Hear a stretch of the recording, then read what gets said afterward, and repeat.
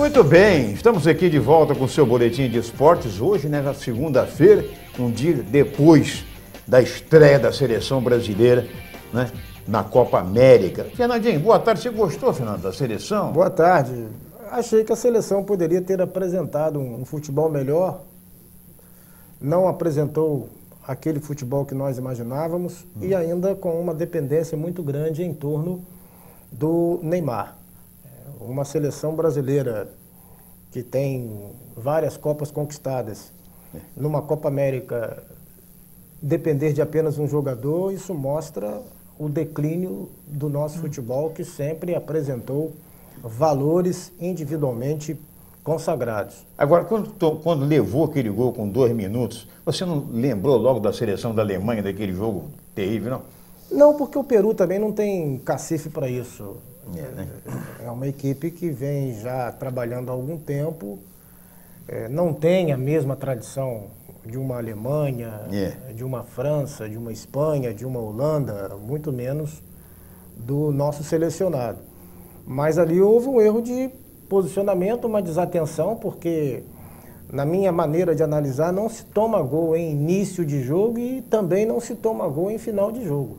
Exatamente. Todo treinador tem a sua prática de fazer as preleções antes da partida ser iniciada, falando que os 15 minutos iniciais são importantíssimos, como também os minutos finais. E a seleção cochilou, tomou um gol e logo depois reagiu. Assim como o Peru também tomou um gol no final, já praticamente nos acréscimos. Aos 47. Uma falha também da defesa, não discute também, né? Porque o jogador do Brasil, o Douglas, né? O Neymar pegou ele livre.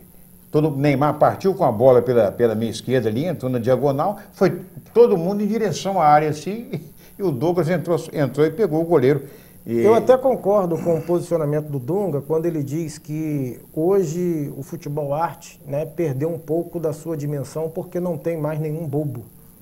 Toda seleção que antes não tinha tanta expressão, hoje tem valores importantes, inclusive que estão dentro do mercado europeu, digamos assim, até a do próprio Peru, da Colômbia. Muito embora nessa Copa América nós não tivemos ninguém que destoasse, que mostrasse algo que nos impressionasse. Mas a gente sabe que o Dunga tem razão quando ele diz isso. O futebol arte foi até um determinado período.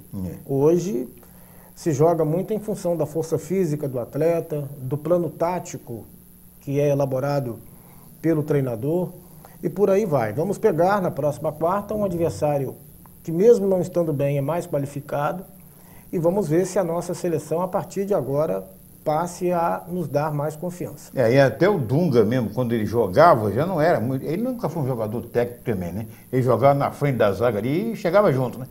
Sempre foi um jogador viril, um jogador de muita dedicação. Exatamente. Né? Com característica, de fato, de ser um exímio cabeça de área.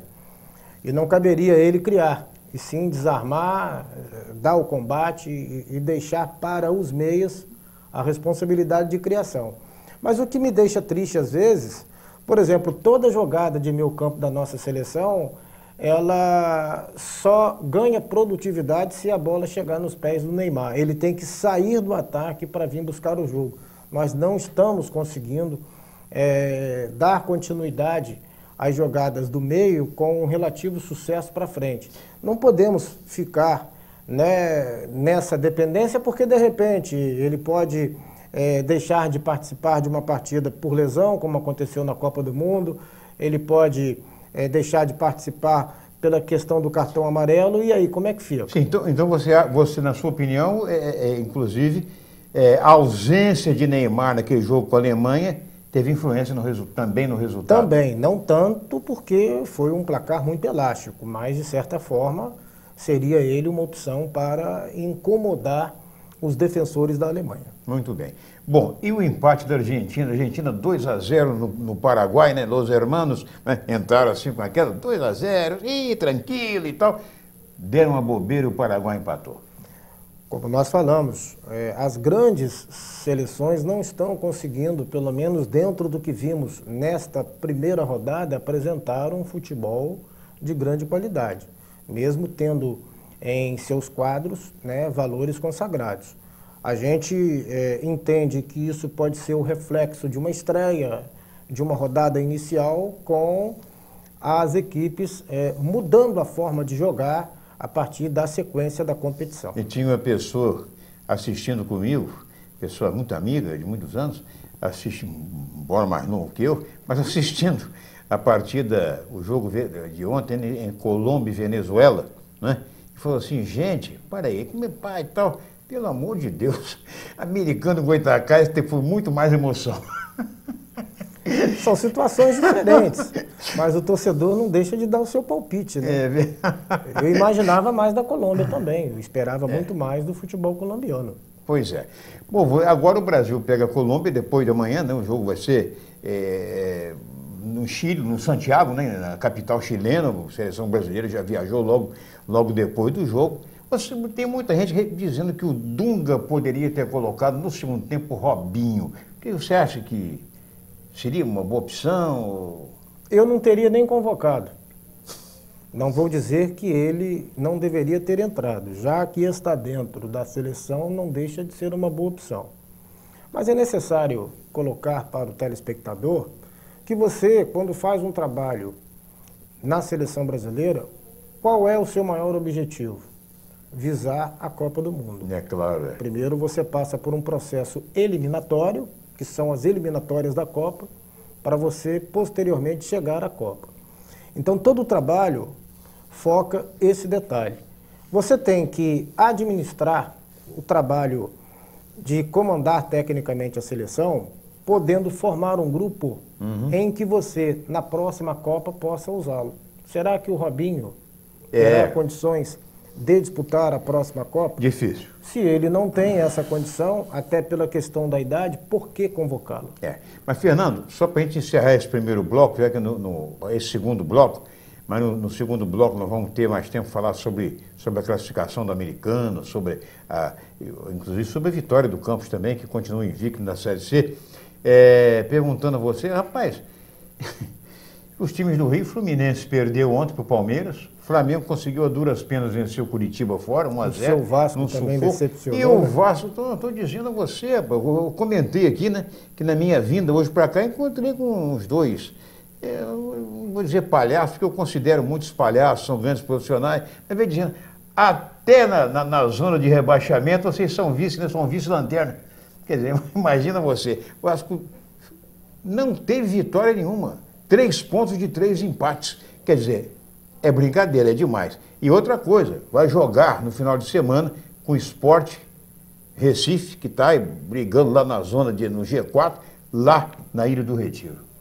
Nós já havíamos comentado aqui no canal da Terceira Via que o sistema que hoje se emprega no futebol do Rio vai levar muito facilmente os clubes grandes ao fracasso. As equipes que conseguem ter um calendário bem aproveitado nos campeonatos regionais, elas conseguem sempre fazer uma boa campanha nos campeonatos nacionais. Porque o regional sempre começa antes do nacional.